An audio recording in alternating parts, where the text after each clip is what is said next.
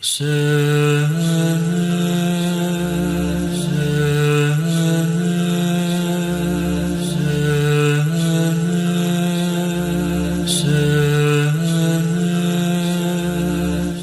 باللہ من الشیطان اللعین الرجیم بسم اللہ الرحمن الرحیم رب اشرح لی صدری ویسر لی امری واحلل عقدۃ من لسانی یفقهوا قولی ان اللہ وملائکتہ یصلون علی النبی یا ایہا الذین آمنوا صلوا علیہ وسلموا تسلیما اللہم صل علی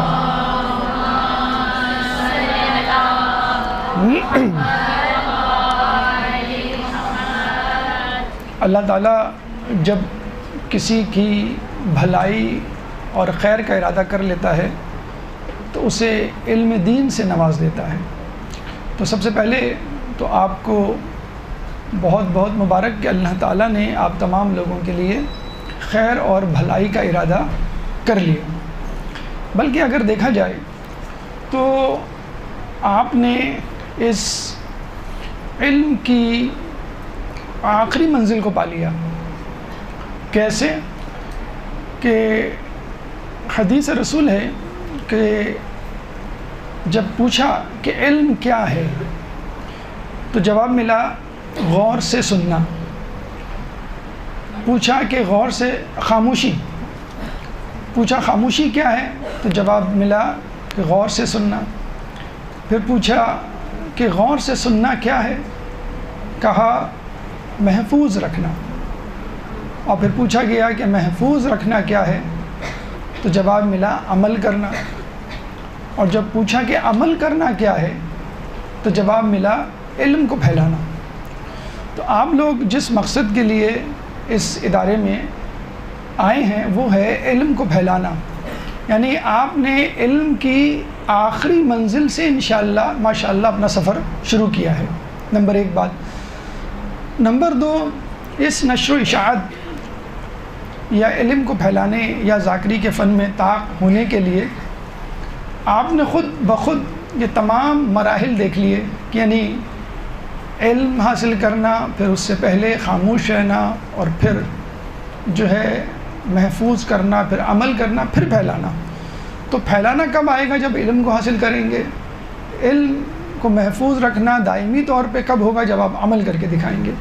تو یہ چیزیں آپ کو ذہن میں رکھنی ہیں۔ تیسری اہم چیز کہ اللہ تعالیٰ نے آپ کو اس عظیم کام کے لیے منتخب کیا ہے کہ جس پر انسان کی فلاح کا دار و مدار ہے۔ دنیا میں سب سے قیمتی شے جو ہے وہ ایمان ہے، اور ایمان کی حرارت سید الشہداء امام حسین مظلوم علیہ السلام اللہم صل علی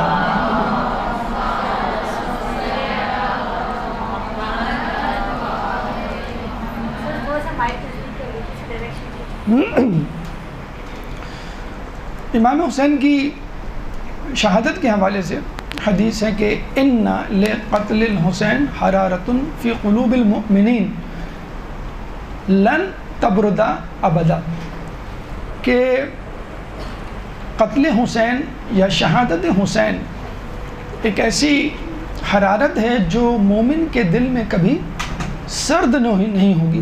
لن کا مطلب ہے نیور ایور، لا نہیں بلکہ لن تب ردا۔ اس کا مطلب یہ ہوا کہ اللہ تعالیٰ نے جو شہادت حسین کے حوالے سے ذمہ داری دی ہے وہ ذاکرین کو دی ہے۔ جب بھی حرارت شہادت حسین کم ہونے لگتی ہے، ایام ازاں شروع ہوتے ہیں، تو ذاکرین اس حرارت کی شدت کو پھر دوبارہ جسے کہتے ہیں کہ جلا بخشتے ہیں۔ تو یہ ایک بہت بڑی سعادت ہے جو آپ کو نصیب ہوئی۔ آپ نے ایک حدیث سنی ہوگی کہ اگر تمہاری وجہ سے کسی ایک شخص کو بھی ہدایت مل گئی تو وہ ان تمام چیزوں سے بہتر ہے کہ جس پر سورج اپنی روشنی ڈالتا ہے۔ لیکن پھر بھی ثواب تو بہرحال ہے کہ ان تمام چیزوں سے بہتر ہے کہ جن پر سورج اپنی روشنی ڈالتا ہے۔ لیکن کام کتنا مشکل ہے۔ کسی کو ہدایت دینے کا مطلب یہ ہوا کہ آپ اس سے گناہ چھڑوائیں، کسی کو ہدایت دینے کا مطلب یہ ہوا کہ اس سے تمام واجبات کروائیں، لیکن اس سے بھی آسان کام ایک ذاکر کا، ایک عالم کا ہے کہ روایت میں آیا ہے کہ جس نے 50 لوگوں کو رلایا اس پہ جنت واجب، جس نے 30 لوگوں کو رلایا اس پہ جنت واجب، جس نے 20 لوگوں کو رلایا اس پہ، یعنی امام لوگ کم کرتے جا رہے ہیں، آسانی بڑھاتے جا رہے ہیں. جس نے 10 لوگوں کو رلایا اس پہ جنت واجب، جس نے ایک کو بھی رلایا اس پر جنت واجب. یعنی عمر بھر کیا بطور ذاکر یا ذاکرہ آپ کسی ایک شخص کو بھی نہیں رلا سکتے. ممکن ہی نہیں کہ آدمی عمر بھر ذاکری کرے، شاید سال بھر، مہینے بھر، ہفتے بھر ایک ہی مجلس میں انشاءاللہ کوئی نہ کوئی ایک شخص ہوگا کہ جس کو گریہ کرنا پڑے گا یا گریہ ہوگا بس آپ کی، جسے کہتے ہیں کہ آپ پر جنت واجب. تو بہت اہم کام ہے ذاکری، ذکر حسین سید الشہداء کا پیغام منبر سے پھیلانا، اور یہ ذمہ داری بہت اہم ہے آپ کے اوپر. اگر ثواب کو دیکھیں تو ہر شخص چاہے گا کہ میں ذاکری ذاکرہ بنوں، لیکن جو شرائط ہیں اور جو مراحل ہیں اگر ان کو کما حقہ نہیں ادا کیا اور مرحلہ وار آگے نہ بڑھے تو پھر ثواب بجائے ثواب ملنے کے عذاب مل سکتا ہے، ہدایت ملنے کے آپ کو گمراہی مل سکتی ہے. تو آج جو موضوع آپ کے لیے منتخب کیا گیا ہے وہ ہے علم، فن ذاکری کا بنیادی ستون. اس گفتگو کو ہم 3 مرحلے پہ انشاءاللہ مکمل کریں گے. نمبر 1 فضیلت علم، نمبر 2 شرط علم، اور نمبر 3 اقسام علم. دیکھیں فن ذاکری کے حوالے سے جس مقصد کے لیے آپ یہاں جمع ہوئے، مختلف عنوانات کے تحت گفتگو کی جا رہی ہوگی اور کی جائے گی. تو کوئی مسائل پہ فوکس کر رہا ہے، کوئی عربی پہ فوکس کر رہا ہے، کوئی تلفظ پہ، کوئی لب و لہجے پہ، کوئی متن پہ، کوئی تاریخ پہ، کوئی اخلاقیات پر. لیکن اگر ہم تمام گفتگو کو ایک جملے میں سمیٹیں، ایک لفظ میں سمیٹیں بلکہ، تو ہم یہ کہیں گے تحصیل علم. اگر آپ نے علم حاصل کرنے کا حق ادا کر دیا تو پھر کبھی نہ کبھی خطابت ذاکری آ ہی جائے گی.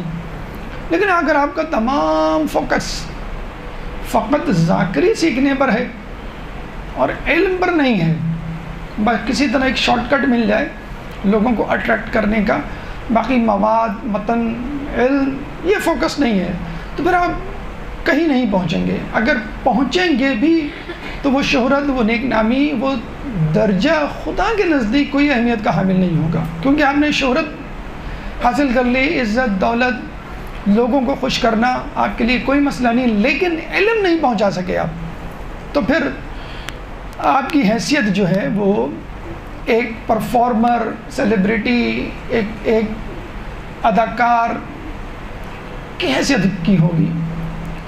تو آپ یوں کہہ لیجئے کہ ہم ایک لفظ استعمال کرتے ہیں ماسٹر کی، کہ ایک چابی جس سے سارے تالے کھل جائیں، وہ ہے تحصیل علم. اگر علم آپ حاصل کر لیں، اب وہ جس عنوان کے تحت حاصل کر لیں، اگر آپ نے علم حاصل کر لیا تو پھر سارے مسئلے حل. دوسری ایک اہم بات کہ دیکھیں آپ نے یہ سفر شروع تو کر دیا ہے، ابھی بھی آپ میں سے بہت سارے لوگ جسے ہم کہتے ہیں نا محاورے کی زبان میں ڈاما ڈول ہوں گے، کنفیوز ہوں گے، پریشان ہوں گے کہ یہ مرحلہ شروع کریں کہ نہیں، سفر شروع کریں کہ نہیں. کیریئر بھی ہے، دوسرے مسائل بھی ہیں، گھر بھی ہے، دوسری ذمہ داریاں ہیں، پتہ نہیں وقت نکلے گا کہ نہیں، شوق میں آ تو گئے ہیں. پھر آپ آگے بڑھیں گے، یعنی ابھی تو آپ بگنر ہیں، مبتدی ہیں. جب آپ آگے بڑھیں گے اور جب ماشاءاللہ کسی مقام پر پہنچیں گے تو اس کے مسائل الگ ہیں، سیکیورٹی کے مسئلے ہیں، دشمنی کے مسئلے ہیں، اور لوگوں کا عزت نہ دینا وہ ایک مسئلہ ہے. تو کئی مقامات پہ آپ کے بااستقامت میں لغزش آئے گی کہ کہیں میں نے غلط فیلڈ کا انتخاب تو نہیں کر لیا. جس طرح دنیاوی فیلڈ میں بھی ہم دیکھتے ہیں doctor, engineers, I T professional, کاروباری حضرات کو جب نقصان ہونے لگتا ہے یا کوئی ریسپانس نہیں ملتا ہے تو لوگ کہتے ہیں کہ میں شاید غلط میدان میں آ گیا، مجھے کسی اور فیلڈ کا انتخاب کرنا چاہیے۔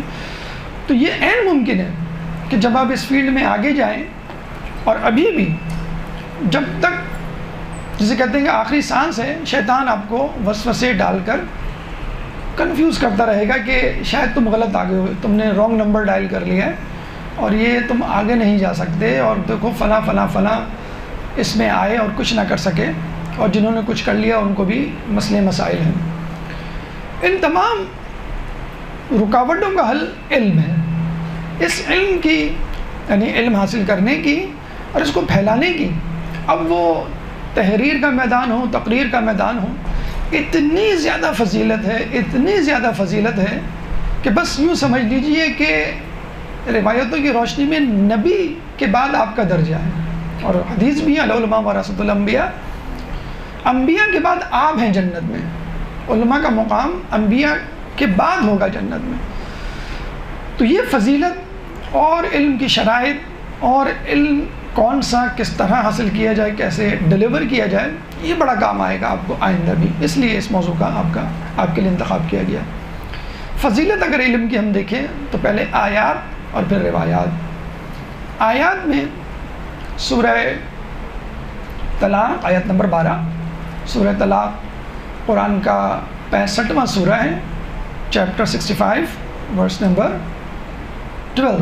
اللہ تعالیٰ فرماتا ہے وَأَنَّ اللَّهَ قَدْ أَحَاطَ بِكُلِّ شَيْءٍ عِلْمًا، بے شک اللہ تعالیٰ نے اپنے علم کے سبب چیزوں کا احاطہ کیا ہوا ہے۔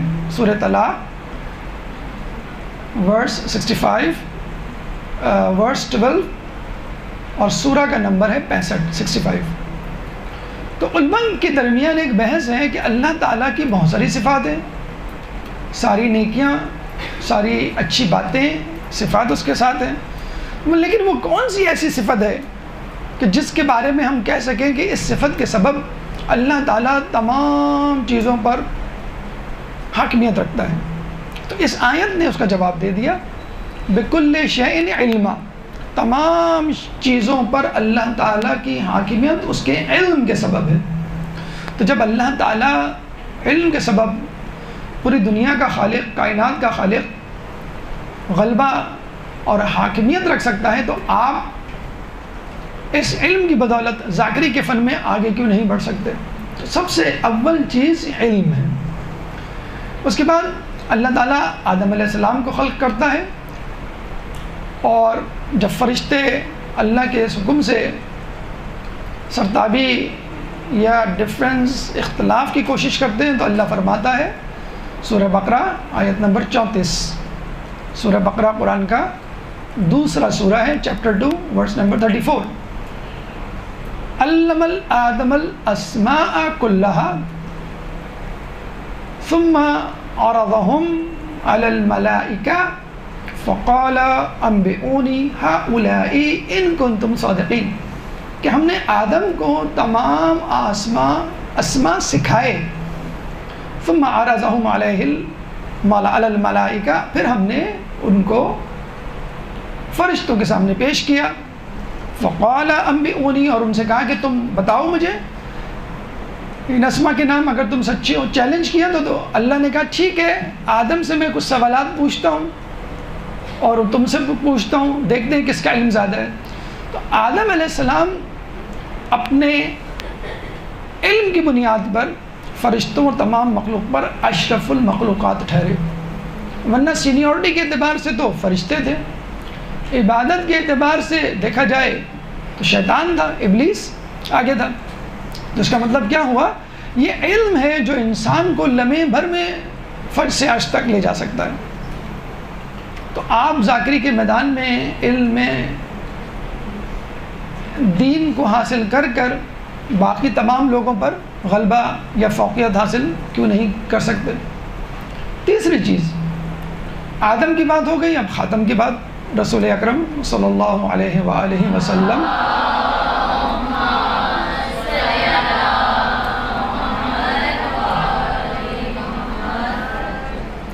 تو جب نبوت یا رسالت کار کا کام انجام دینے کے لیے اللہ نے کہا تو پہلا حکم کیا تھا؟ اقرا بسم ربک الذی خلق خلق الانسان من علق، سورہ علق آیت نمبر 1 اور 2۔ سورہ علق قرآن کا 56واں سورہ ہے، چیپٹر 96 ورس نمبر 1 اور 2۔ اقرا پڑھو، یعنی پہلا حکم یہ نہیں تھا جاؤ بتاؤ عبادت کرو، نہیں، پڑھو اور پھر لوگوں تک اپنی بات پہنچاؤ۔ اقرا بسم ربک الذی خلق، کہ جس نے انسان کو پیدا کیا۔ یعنی نبوت کے لیے جو پہلی شرط ہے، نبوت کیا ہے؟ نبی، نبا، انبیاء خبر دینے سے نکلا ہے، نبا خبر دینا، تو نبی خبر دیتا ہے، جب اس کو علم ہوگی تو وہ خبر دے گا۔ تو نبوت کے لیے جو سب سے افضل افراد ہوتے ہیں دنیا میں، ان کے لیے پہلی شرط کیا ہے؟ علم حاصل کرنا، پڑھنا۔ تو آپ کے اور میرے لیے جو نبی ہی کی باتوں کو آگے بڑھانے کے لیے ممبر پہ جائیں گے، ان کے لیے علم کیوں نہ ہو؟ اور پھر دوسری آیت میں اللہ فرما رہا ہے خلق الانسان من علق، اور انسان کو پیدا کیا جمے ہوئے خون سے۔ خون نجس ہوتا ہے، یعنی نجس چیز علم حاصل کرنے کے بعد اشرف المخلوقات بن جاتی ہے۔ تو پھر ہم اور آپ علم حاصل کرنے کے بعد عام لوگوں سے افضل کیوں نہیں ہو سکتے؟ گناہ آلود زندگی گزارنے کے بعد اللہ تعالیٰ کے نزدیک مقرب ترین کیوں نہیں ہو سکتے؟ تو دیکھا آپ نے، علم کی بنیاد پر اللہ نے حاکمیت قائم کی بھی ہے۔ علم کی بنیاد پر آدم علیہ السلام فرشتوں سے افضل۔ علم پہلی شرط ہے نبوت کے کام کو شروع کرنے کے لیے۔ علم ایک نجس چیز کو اشرف المخلوقات بنا دیتا ہے۔ اور پھر یہ علم خود آپ کے لیے، فقط یہ نہیں کہ آپ نے علم حاصل کیا اور لوگوں تک پہنچایا، خود آپ کے لیے، آپ کے تزکیہ نفس کے لیے ایک بہترین، جسے کہتے ہیں کہ ہتھیار ہے، کہ اللہ تعالیٰ سورہ فاطر آیت نمبر 28 میں فرماتا ہے، سورہ فاطر قرآن کا 43واں سورہ ہے، چیپٹر 43 ورس نمبر 28، انما یخشی اللہ من عبادہ العلماء، کہ اللہ سے ڈرنے والے تو میرے بندوں میں علماء ہی ہیں۔ جب اللہ کی معرفت ہوگی تو انسان اللہ سے ڈرے گا، اور اللہ کی معرفت انسان کو علم کے بعد آتی ہے۔ اور خود اللہ سے ڈرنا، اللہ کے سامنے کھڑے ہونے سے ڈرنا، یہ اتنی بڑی فضیلت ہے کہ اللہ تعالیٰ نے ایک اسپیشل پیکج رکھا ہے، جسے ہم کہتے ہیں نا buy one get one free, کہ ایک برگر لیں دوسرا برگر، ایک ڈریس لیں دوسرا ڈریس فری۔ اللہ تعالیٰ سورہ رحمان جو کہ 55واں سورہ ہے میں فرماتا ہے وَلِمَنْ خَافَ مَقَامَ رَبِّهِ جَنَّتَانِ، کہ جو اللہ کے سامنے کھڑے ہونے سے ڈرا اس کے لیے 2 جنتیں۔ یعنی علم خوف پیدا کرتا ہے، اور خوف آپ کو دگنے اجر کی طرف، بلکہ جو جو جنتیں کما رہے ہیں آپ کے علم کی وجہ سے، ان کی جنتوں کا ثواب بھی آپ کو ملے گا۔ اور پھر اللہ کہتا ہے کہ علم ایک ایسی چیز ہے کہ جس میں تمام چیزیں آ گئیں۔ وَمَن يُؤْتِ الْحِكْمَةَ فَقَدْ أُوتِيَ خَيْرًا كَثِيرًا، سورہ بقرہ آیت نمبر 269، چیپٹر 2 ورس نمبر 269، کہ جس کو حکمت دی گئی اس کو خیر کثیر دے دی گئی۔ حکمت کیا ہے؟ کمال عقل۔ انسان کی عقل جب کمال پر پہنچتی ہے تو وہ حکیم، دانا بن جاتا ہے۔ اور کسی چیز کا کمال پر پہنچنے کے لیے نشوونما کی ضرورت ہے۔ مثلا بیج کو پانی کھاد دیں گے تو وہ پودا بنے گا، درخت بنے گا۔ بچے کو غذا دیں گے تو وہ جوان تنومند آدمی بنے گا۔ تو عقل ہر کسی کے پاس ہوتی ہے، وہ حکمت کے کمال اور درجے پر اس وقت پہنچتی ہے کہ جب اس کو علم کی غذا دی جائے۔ عقل کی غذا کیا ہے؟ علم۔ عقل ایک پیالہ ہے اور علم اس کا مشروب۔ تو جب وہ مشروب بھرتا ہے تو اپنے کمال پر پہنچتا ہے، یعنی حکمت پر۔ اور حکمت ایک ایسی چیز ہے کہ جس کو حاصل کرنے کے بعد انسان کو ہر چیز اس کے مقام پر نظر آ جاتی ہے۔ وہ اپنے آپ کو پہچان لیتا ہے، وہ خدا کو پہچان لیتا ہے، پھر اپنی ذمہ داریوں سے آگاہ ہو جاتا ہے، نقصان اور فائدہ جان لیتا ہے کہ کس کام میں نقصان ہے، کس کام میں فائدہ ہے۔ تو جس کو حکمت دی گئی اس کو خیر کثیر۔ حکمت عقل کی جوانی طاقت کا نام ہے، کمال عروج کا نام ہے، اور وہ علم کے ذریعے حاصل ہوتی ہے۔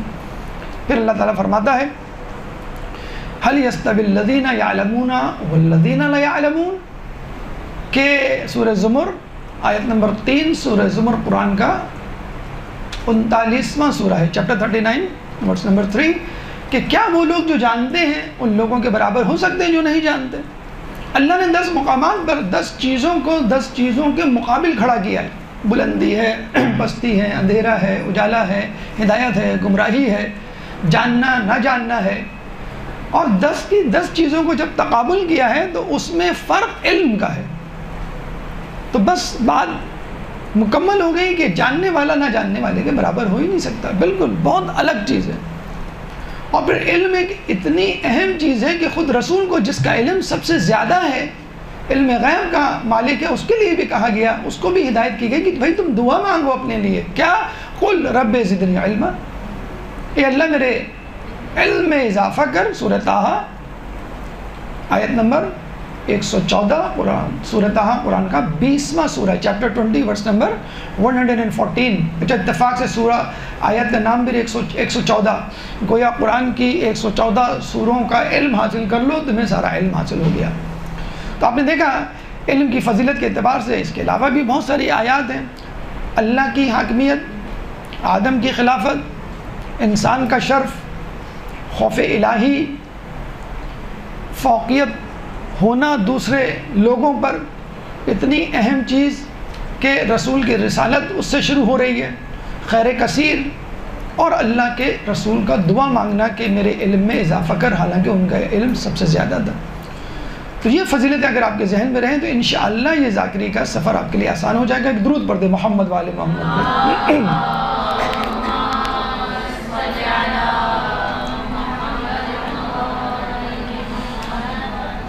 اب آئیے روایات کی طرف کہ روایات میں اس علم کی فضیلت کس طرح بیان ہوئی ہے۔ دیکھیے ہم تمام لوگوں کا جو ہدف ہے at the end of the day کہ ہمیں کسی طرح جہنم کی آگ نہ چھوئے، جہنم کی آگ سے چھٹکارا مل جائے۔ حدیث رسول ہے کہ جو شخص جہنم سے آزاد کردہ لوگوں کو دیکھنا چاہے وہ طلاب کو دیکھ لے، عالم کو نہیں کہا، مجتہد کو نہیں کہا، مرجع کو نہیں کہا، نبی کو نہیں کہا، یعنی بہت مشکل ٹاسک نہیں دیا، بس آپ کا علم تلاش کرنا، مدرسے آنا، کتابیں کھولنا، استاد کے سامنے بیٹھنا، درس کو سننا، آپ علم کے متلاشی لوگوں میں شامل ہو گئے، آپ طلاب بن گئے۔ طالب علم بننا تو بہت آسان کام ہے، استاد بننا، عالم بننا، مجتہد بننا مشکل کام ہے۔ تو فقط علم دین کے متلاشی وہ لوگ ہیں کہ جن کے بارے میں سرٹیفکیٹ اللہ کے رسول نے دے دیا ہے کہ یہ جہنم سے آزاد کردہ لوگ۔ پھر کہا کہ ہر چیز کا ایک راستہ ہوتا ہے اور علم کا راستہ، جنت کا راستہ علم ہے۔ بلکہ اگر ہم میں سے کسی کو کہا جائے کہ بھئی آپ زیادہ سے زیادہ خدا کی عبادت کیسے کر سکتے ہیں، تو ہم یہی کہیں گے بھئی دن میں روزہ رکھیں اور رات بھر عبادت کریں، شب بیداری کریں۔ تو کہا گیا ہے کہ جو شخص علم کی تلاش میں رہتا ہے گویا وہ ایسا ہے کہ جس نے دن میں روزہ رکھا اور رات میں اللہ کی عبادت کی۔ میکسیمم انسان یہی کر سکتا ہے۔ تو دن کے روزے علم کے متلاشی، رات کی عبادت ان کے متلاشی، یعنی دن میں پڑھیں، رات میں پڑھیں، رات میں پڑھیں گے تو شب بیداری کا، عبادت کا ثواب، دن میں پڑھیں گے تو گویا آپ روزے میں ہیں، روزے کی حالت میں ہیں، اتنا زیادہ ثواب جسے کہتے ہیں۔ عموماً لوگ عابدوں کو دیکھ کے متاثر ہوتے ہیں کہ بھئی کتنی نمازیں پڑھتا ہے، کتنا قرآن پڑھتا ہے، کتنی اچھی آواز ہے، کتنی اچھی دعائیں۔ عالم کو عابد پر 70 گنا زیادہ فضیلت ہے، اور 2 درجے، یعنی عالم کو عابد پر 70 درجے فضیلت حاصل ہے۔ 2 درجوں کے درمیان کتنا فاصلہ ہے؟ جیسے کسی ایک گھوڑے کو تیز رفتاری کے ساتھ 70 سال تک گزارا جائے، دوڑایا جائے، تب آپ ایک درجے سے دوسرے درجے تک پہنچیں گے۔ 70 درجے زیادہ عالم کو فضیلت ہے۔ تو عالم کو عابد سے نہیں بلکہ نبی سے کمپیئر کریں۔ علماء ورثۃ الانبیاء، عالم انبیاء کے وارث ہیں۔ دیکھیں دنیا کی اہم ترین، مقبول ترین، سب سے بڑے مقام پر پہنچے والی مخلوق کون ہے، کون افراد ہیں جو اللہ کے قریب ترین ہیں؟ انبیاء۔ اب نبی تو آپ نہیں بن سکتے، یہ تو اللہ کی طرف سے عطا کردہ منصب ہے، لیکن اس کے بعد عالم تو بن سکتے ہیں، علم کی تلاش میں تو آگے بڑھ سکتے ہیں۔ اسی طرح ہم دیکھتے ہیں اگر آپ کسی شہر میں منتقل ہوتے ہیں تو آپ چاہتے ہیں کہ اس شہر کا بہترین علاقہ، پوش علاقہ، مہنگا ترین علاقہ، خوبصورت علاقہ آپ کو ملے۔ ایک مضافات علاقہ ہوتا ہے، ایک پوش علاقہ ہوتا ہے۔ تو جنت میں ہمارے چھٹے امام جعفر صادق علیہ السلام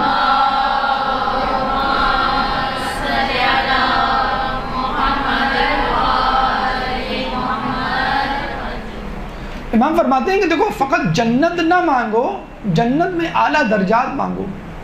اب نبی کا درجہ تو نہیں مل سکتا، اس کے بعد سیکنڈ موسٹ ہائیسٹ درجہ کس کا ہے؟ علماء کا۔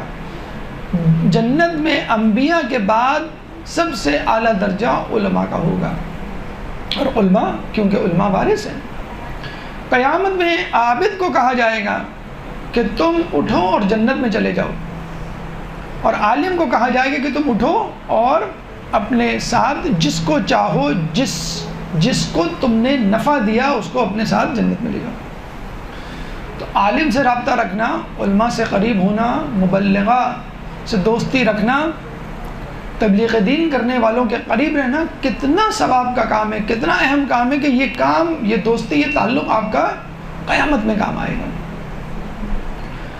کتنا ثواب ہے، کتنا بڑا صلہ ہے، جزا ہے، اس کا اندازہ اس بات سے لگا لیجئے کہ عالم کو جنت میں پہنایا جانے والا لباس خلعت، اس میں موجود ایک دھاگا اس پوری دنیا کی قیمت سے زیادہ ہے۔ اس پوری دنیا میں کتنے خزانے ہیں، کتنے ہیرے ہیں، کتنے سونا، کتنا چاندی، کتنی کرنسی، کتنے قیمتی پتھر، ان سب کو بیچا جائے، پراپرٹیز کو بیچا جائے، تو بھی جنت میں جو عالم کو لباس ملے گا اس کا دھاگا نہیں خریدا جا سکتا۔ بلکہ اس سے بھی زیادہ شہزادی کونین بی بی سیدہ سلام اللہ علیہا، اللہم صلی علیہ،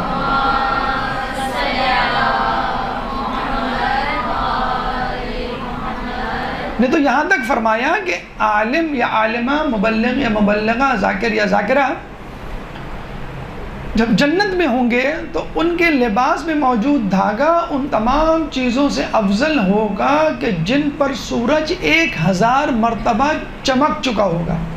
یعنی سورج دنیا پہ بھی چمکتا ہے، مریخ پہ بھی چمکتا ہے، زحل پہ بھی چمکتا ہے، اور پتہ نہیں کتنے اور سیارے ستارے ہوں گے، ان تمام چیزوں میں جو چیزیں موجود ہیں جگہوں پر ان سے افضل، اور ایک مرتبہ نہیں 1000 مرتبہ ان چیزوں کو بیچا جائے، یعنی 1000 مرتبہ دنیا کو بیچا جائے، 1000 مرتبہ مریخ کو بیچا جائے، 1000 گنا قیمت اس کے برابر نہیں ہو سکتی جو جنت میں ایک عالم کو لباس پہنایا جائے گا، دھاگا جس کی کوئی قدر و قیمت نہیں ہوتی۔ کوئی آپ سے نہیں پوچھتا کہ اس لباس کا دھاگا آپ نے کہاں سے لیا، تو پھر لباس کیا چیز ہوگی؟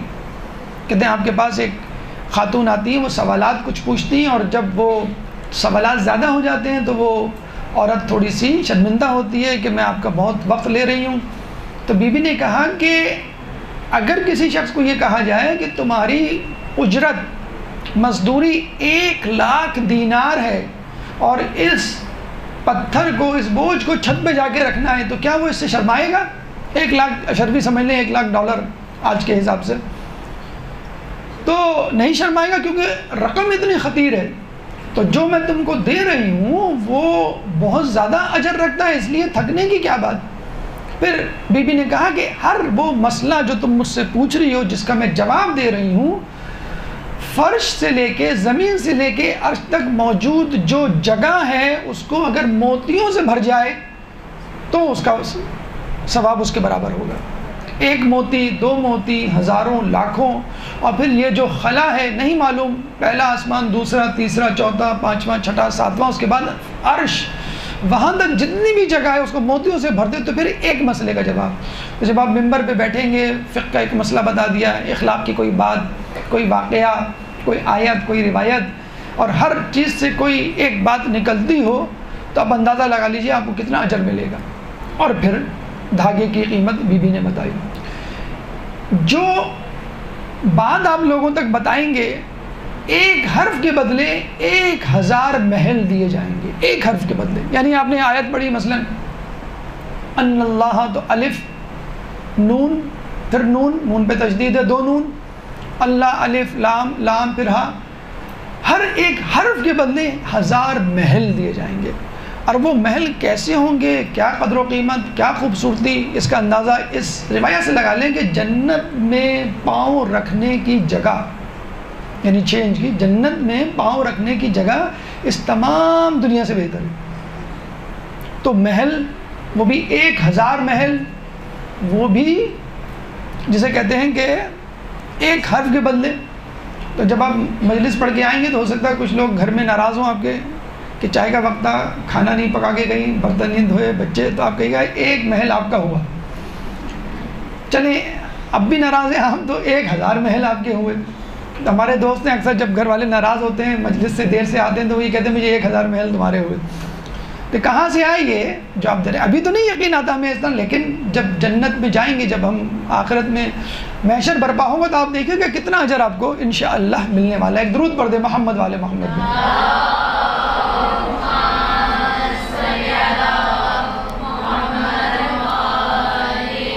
یہ تو تھی فضیلت علم. اب آئیے شرط علم. آپ نے مشہور حدیث سنی ہوگی انما الاعمال بالنیات، اعمال کا دار و مدار نیتوں پر ہے. تو بس جو علم آپ حاصل کرنے جا رہے ہیں، اس علم کا دار و مدار بھی نیت پر ہے، اور اس کو اخلاص بھی کہتے ہیں، خلوص بھی کہتے ہیں، یعنی قربتاً الی اللہ. کچھ لوگ اکثر کہتے ہیں قربتاً الی اللہ، تو الی اللہ تو الٹ ہو جائے گا. قربتاً الی اللہ، اللہ کی خاطر، اللہ کے قرب کی خاطر، اور قربتاً الی اللہ یعنی اللہ کے سوا ہر چیز کے لیے. عزت، دولت، شہرت، منصب، شخصیت جو آج کل کچھ لوگ کرتے ہیں، تو یہ آپ کے ساتھ بھی مسئلہ پیش آ سکتا ہے کہ جب آپ ذاکری کے میدان میں آئیں گی تو عزت، دولت، شہرت، شخصیت پرستی، لوگوں کو خوش کرنا، یہ بھی آپ کے ساتھ ہوگا. لوگ بڑے دعوے سے کہتے ہیں کہ نہیں ہمیں تو کچھ نہیں ہو سکتا، ہم تو صرف قربتاً الی اللہ کریں گے. جیسے لوگ ڈاکٹر بنتے ہیں تو پوچھتے ہیں آپ ڈاکٹر کیوں بن رہے ہیں؟ میں ملک و قوم کی خدمت کرنی ہے. پتہ چلا کہ ان کو اچھی جاب نہیں ملتی تو فوراً امریکہ یورپ چلے جاتے ہیں. تو جب آپ ذاکرہ بنیں گے تو جب عملی میدان میں آتے ہیں تب پتہ چلتا ہے کہ بھائی ہمارا ایمان اور تقویٰ، علم تو بڑھ جاتا ہے، لیکن افسوس کے ساتھ کہنا پڑتا ہے علم کے ساتھ اخلاص، اس میں اضافہ نہیں ہوتا.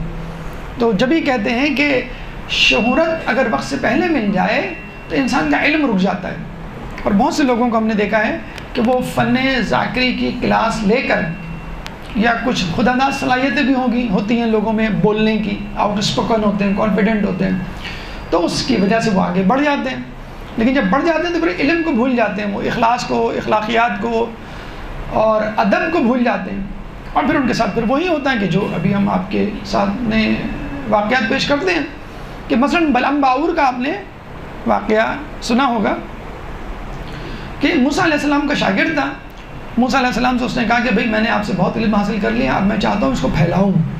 ہوتا ہے آپ کے ہمارے ساتھ بھی کہ جب ہم بہت پڑھ لیتے ہیں کسی ٹاپک پہ مثلا، تو جی چاہتا ہے ہم لوگوں سے مباحثہ کریں اور لوگوں کو بتائیں کہ بس ہم نے بہت پڑھ لیا، آپ ذرا سا نریٹ کریں، اس کو اسپیک آؤٹ کریں، لوگ اپنی بھڑاس نکالیں. تو بلعم باعور نے کہا کہ بھئی مجھے جانے دیں اور گھومنے دیں، لوگوں کو تلاش کرنے دیں، تبلیغ کرنے دیں. تو موسیٰ علیہ السلام نے کہا ٹھیک ہے. فلسطین اس زمانے میں بڑا مشہور علاقہ تھا، آبادی تھی، بادشاہ، سلطنت. وہ وہاں پہنچ گیا، اس کے عقل کے، علم کے چرچے ہونے شروع ہو گئے، اور وہ ترقی کرتے کرتے بادشاہ کا وزیر بن گیا. اچھا، استخارہ شاندار کیا کرتا تھا، استخارے میں مشہور ہو گیا. پھر جو ہے وہ مستجاب الدعوات تھا، جو دعا کرتا وہ قبول ہوتا. اچھا، آج کل بھی ایسے لوگ ہیں. ایک صاحب کو میسج آیا کہ مولانا صاحب آپ سے میں نے استخارہ کروایا تھا فلاں کام کے لیے، اور بہت برا آیا تھا، اور بہت شکر گزار ہوں آپ کی کہ آپ نے استخارہ کیا اور برا آیا، اور اگر میں یہ وہ کام کرتی تو اب مجھے ایک اور استخارہ کرنا ہے. میرا کیس چل رہا ہے عدالت میں، امریکہ میں ہوں میں، اور مجھے $15,000-20,000 یعنی تقریباً 50 لاکھ روپے مجھے خرچ کرنے پڑ جائیں. تو یہ وکیل ہیں، وکیل میرے لیے صحیح ہوں گے کہ نہیں کہ آپ اس کا استخارہ نکال دیں.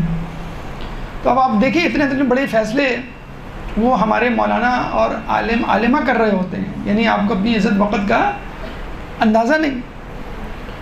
تو وہ الگ بات ہے کہ $15,000-20,000 وکیل کو دے دیں گے، مولانا کو دیتے ہوئے اجرکم علی اللہ کہیں گے اللہ حافظ.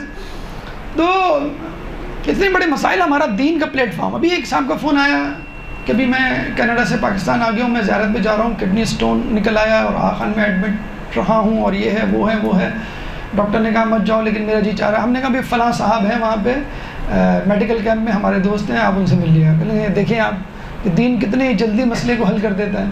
یہاں لوگ کہہ رہے ہیں نہ جاؤ, وہاں پہ آپ نے ہمارا مسئلہ حل کر دیا, وہاں پہ ڈاکٹر صاحب ایک موجود ہے. ایک خاتون نے ایک عالم دین سے کہا میرے لیے دعا کیجیے گا, میرا ایک مسئلہ پھنسا ہوا ہے اور بہت دل سے دعا کیجیے گا, خدا را مولانا صاحب پلیز.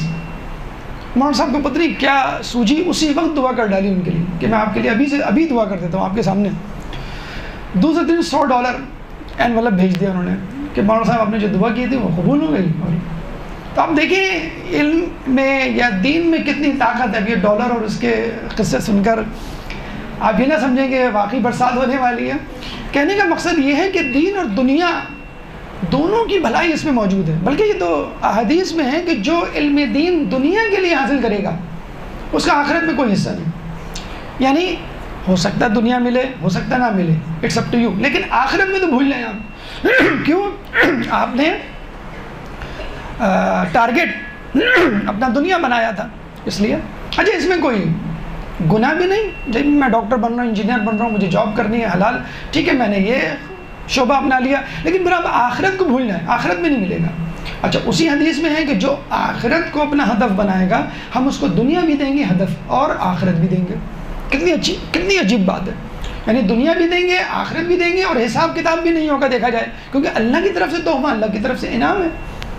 تو ذاکری کو دنیا کا ہدف بنانا ہے, دنیا کا ہدف بنا لیں, آخرت کا بنانا ہے, آخرت کا بنا لیں, دونوں کا بنانا ہے, دونوں کو بنا لیں. ورنہ آخرت کا ہدف بنا کر اللہ کے لیے انڈرسٹوڈ ہے کہ یہ انسان ہے, اس کے ساتھ پیٹ لگا ہوا ہے, اس کے بجلی کا بل آتا ہے, اس کے بچے اسکول میں ہیں, اس کو مکان کا کرایہ دینا ہے, تو یہ بھی تو ضروریات ہیں. اللہ تعالیٰ انشاءاللہ خود پورا کر دے گا. بہرحال لیکن آدمی ٹارگٹ بنا لے دنیا کو, پیسے کو, عزت کو, شہرت کو, دولت کو, منصب کو, لوگوں کی خوشنودی کو, تو پھر اللہ تعالیٰ آپ کو ان کے حوالے کر دے گا.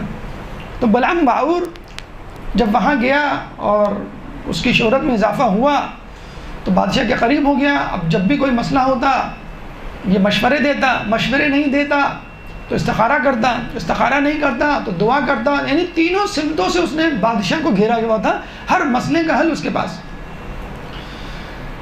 اب موسیٰ علیہ السلام کو پتہ چلا کہ فلاں جگہ یعنی فلسطین میں بادشاہ لوگوں پہ ظلم و ستم کر رہا ہے. موسیٰ علیہ السلام نے اپنا ایک چھوٹا سا لشکر بھیجا. جب لشکر فلسطین آیا, اس کے قریب, پہاڑی کے قریب پہنچا, تو بادشاہ نے اس بلعام باعور کو طلب کیا کہ بھئی جاؤ تم جو ہے اس لشکر کے خلاف دعا کرو. تو اس نے کہا کہ مجھے دیکھنے دو. پتہ چلا کہ وہ لشکر میں تو اس کے اپنے کولیگس یعنی وہ لوگ شامل ہیں کہ جو اس کے ساتھ موسیٰ علیہ السلام کے صحابی تھے, علم حاصل کرتے تھے. اس نے کہا بھئی یہ تو موسیٰ علیہ السلام کے شاگرد ہیں اور یہ تو میں خود ان کا شاگرد ہوں, میں کیسے ان کے خلاف دعا کروں. تو اس نے کہا تم استخارہ کر لو. اور وہ کہہ رہا ہے استخارہ کیسے کر لوں, یہ تو بات ہی غلط ہے.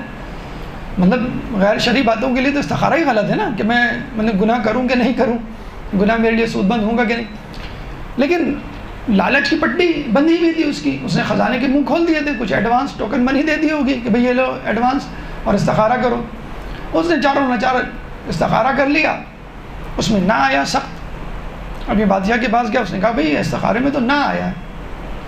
تو بادشاہ نے کہا کہ دیکھو صورتحال کچھ اور ہے اور تم نے کچھ نیت کچھ اور کی ہوگی, میرے لیے صورتحال کچھ اور ہے, تم میری نیت کو ذہن میں رکھتے ہوئے استخارہ کرو اور میں تمہیں اتنا اور دوں گا.